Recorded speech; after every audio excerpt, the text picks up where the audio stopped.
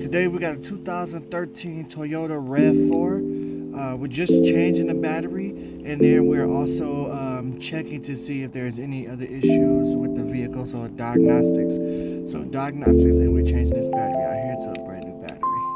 Alright, first thing first, we want to disconnect this bracket here that holds the battery in place.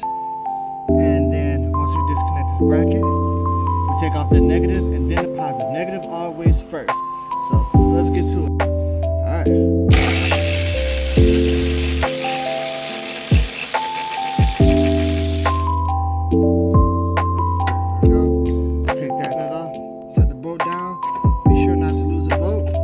This is also 10mm socket.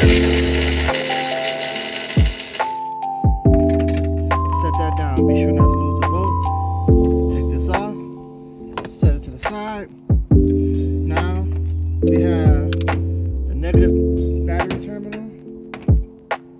So put that to the side. Without touching. Make sure you don't touch the positive and the negative at the same time. But 10mm. Twist it, pop it off. Okay, same thing with the positive, not a positive side. Twist it.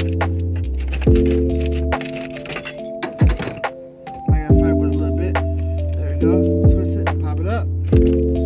Battery's out.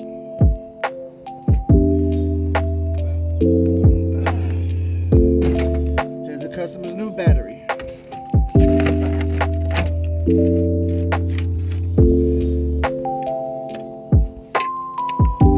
Make sure it sits in that tray the way it's supposed to. Alright. Now when you put it back on, negative on first, always.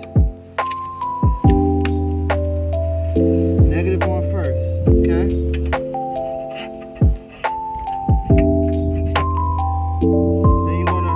Protective cap off. Make sure you take this off. Some people forget that. Protective cap off, or else you won't get no juice. Don't be scared of the shocks. You won't get electrocuted, I promise. Okay? Now, we're gonna give it a tap to make sure it's on there securely.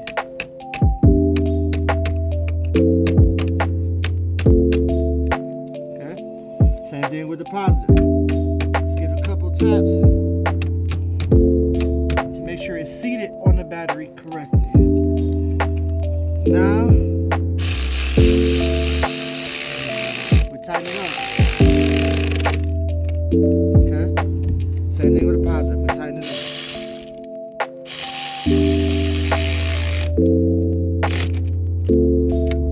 Make sure you can't move it. See, I can't move that terminal. It's fastened on there. I can't move this terminal. Fasten on there. And then, there you go. Boom. Replace. I'm gonna replace that positive cover, that rubber cover, okay? Now, we have to put the bracket back on. Reach down here, grab the fastener, the bolt. There we go. Now,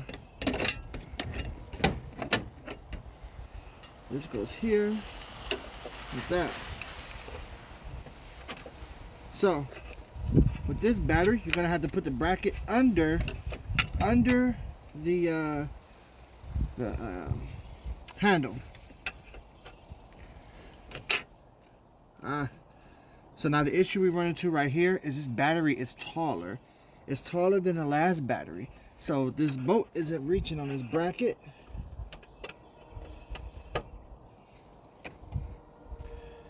Yeah, that definitely ain't reaching.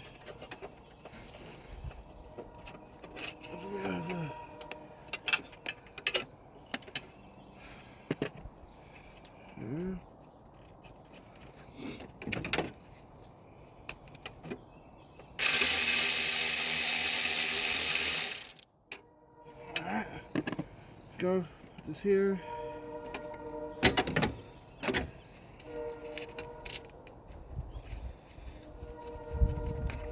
Go that's it there. No. Tighten that bolt down. Now it's fastened. See? It's not going nowhere. Okay? Get my the socket back. All mechanics know, always keep your 10 millimeters close. We know that. Always keep it 10 millimeters close. All right, now let's go collect our tools, and then we're gonna start it. Let's see if it starts. All right, it is running. So now we're gonna look over everything just to make sure everything is, you know, visually make sure everything is okay. Then you check to see if there's a transmission dipstick while the car is running. If there is, check the transmission while the car is running, okay? From what I see, that's the oil dipstick. The transmission is right here. And I don't see, that's the starter right there. But I don't see a transmission dipstick.